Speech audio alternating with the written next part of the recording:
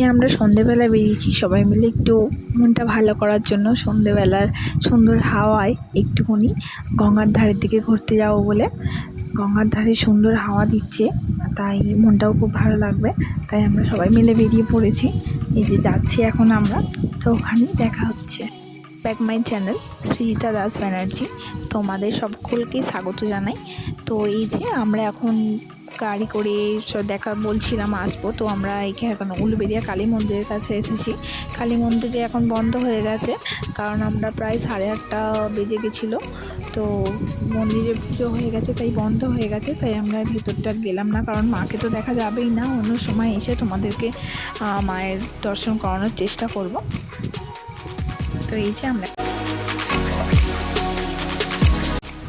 যে আমরা দুজন এখন নদীর পাড়ের দিকে যাচ্ছি।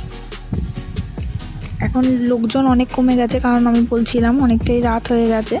তো আমরা কজনই এখন সবাই এসেছি, তো ওরা এখন ওদিকটা গেছে, একটুখানি আইসক্রিম কিনছিল ওরা।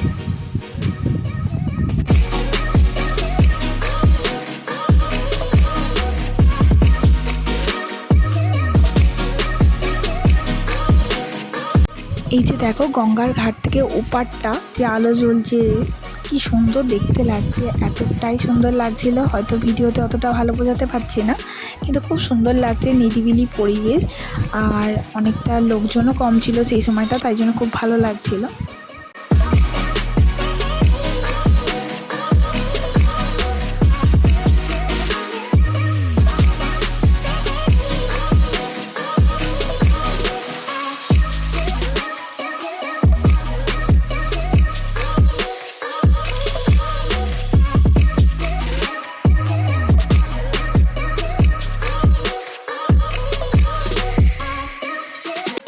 এই যে এখন হঠাৎ সবাই মিলে ঠিক করলো যে ঘটি গরম খাওয়া হবে, তো ভাবলাম চলো সেটাই খাওয়া হোক।